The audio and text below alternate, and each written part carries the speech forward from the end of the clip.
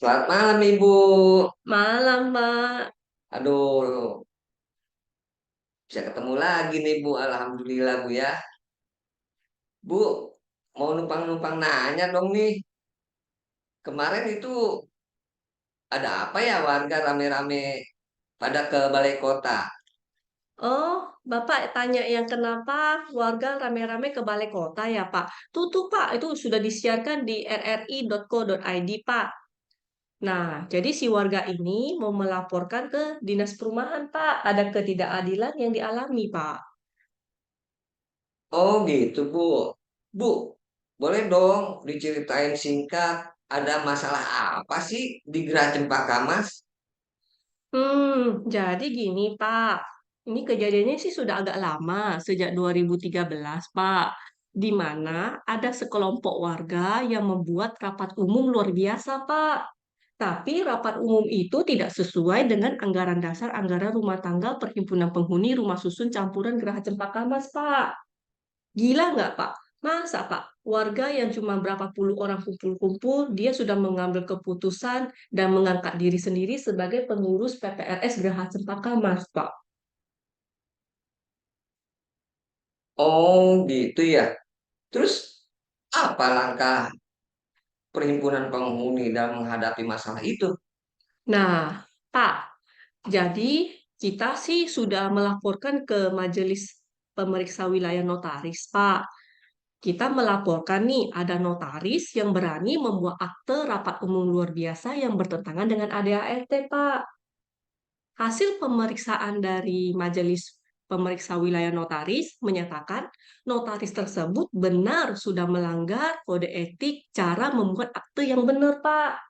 Jadinya akte RULB bentukannya Pak Tony tidak sesuai dengan anggaran dasar anggaran rumah tangga dong, Pak.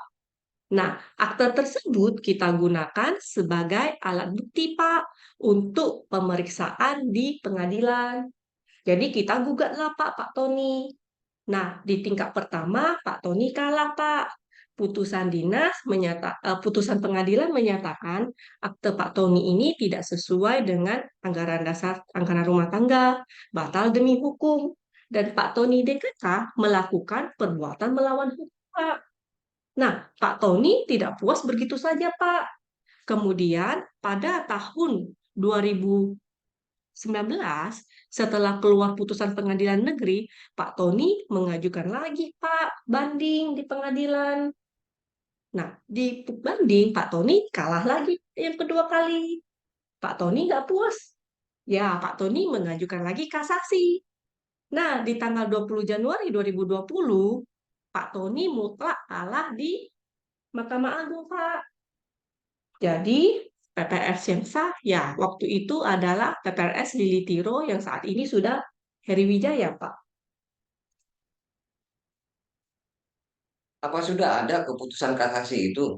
Sudah, Pak. Ini, Pak, putusan kasasinya, Pak, di mana jawabannya menolak permohonan kasasi dari Mayor Jenderal Purnawirawan Saurip Kadi, Bapak Tony Sunanto, Bapak Talmer Situmorang SHMH, Saudari Bong Jani, Saudara Irawan Raharjo, DKK, Pak.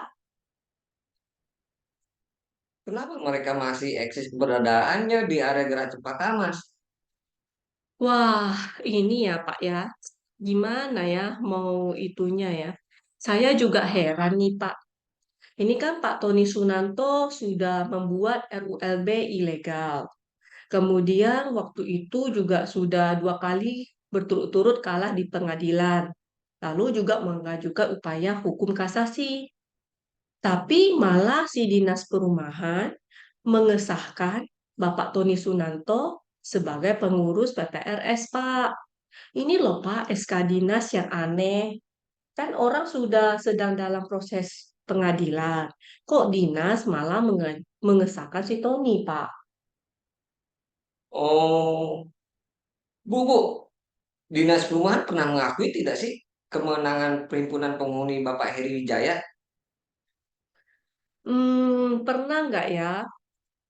Secara surat menyurat sih kalau saya lihat afiliasi kepada Bapak Heri Wijaya selaku pemenang gugatan, Pak. Tapi yang saya heran di sini adalah kenapa ya kalau sudah tahu Pak Heri Wijaya sebagai pemenang gugatan, malah Pak Anies bisa mencabut SK pendiriannya PPRS GCM Ketua Heri Wijaya, Pak. Kan agak aneh tuh, Pak. Nah, coba Bapak lihat ini. SK Gubernur Pak Anies yang dia tanda tangani 14 Oktober 2022. Di sini dia mengacu nih di keputusan Dinas Perumahan nomor 591 592 tahun 2020. Padahal SK Dinas ini kan sudah dinyatakan batal, Pak, melalui putusan kasasi tata usaha negara, Pak. Lalu dinas loh Pak yang kalah di pengadilan tata usaha tingkat pertama, tingkat banding maupun kasasi. Coba Bapak lihat ini isi putusannya. Menolak permohonan kasasi para pemohon kasasi. Satu, Kepala Dinas Perumahan. Dua, P3RS Ketua Pak Tony Sunanto menghukum Dinas Perumahan DKK untuk membayar biaya perkara 500.000, Pak. Nah, ini jadi bahan renungan nih, ya. Nah, terima kasih ya, Bu, atas penjelasan-penjelasannya. Iya, Pak. Ini aku juga bingung nih, Pak. Padahal ini kan pertimbangan majelis hakim pada putusan PT UN sudah sangat jelas, Pak. Wah, kata majelis hakim, dia tidak bisa mengabulkan permohonan dari Dinas Perumahan terkait pengesahan Tony Sunanto karena pada saat itu Bapak Tony Sunanto sedang mengajukan upaya hukum kasasi atas putusan yang menyatakan kepengurusan PPRS Tony Sunanto tidak sah dan dibentuk secara melawan hukum, Pak. Nah, kemudian ada fakta-fakta hukum, kalau memang belum inkrah, ya seharusnya kan Dinas Perumahan tidak boleh dong Pak memihak salah satu pihak yang masih sedang sengketa di pengadilan. Oh, gitu, Bu, ya. Iya, Pak. Terima kasih nih Bu. Mungkin lain kali saya boleh bertanya-tanya lagi nih ya kalau saya ada apa namanya pertanyaan-pertanyaan juga gitu yang kiranya bikin saya bingung. Boleh ya Bu ya? Iya, Pak. Nah, Pak, mungkin eh,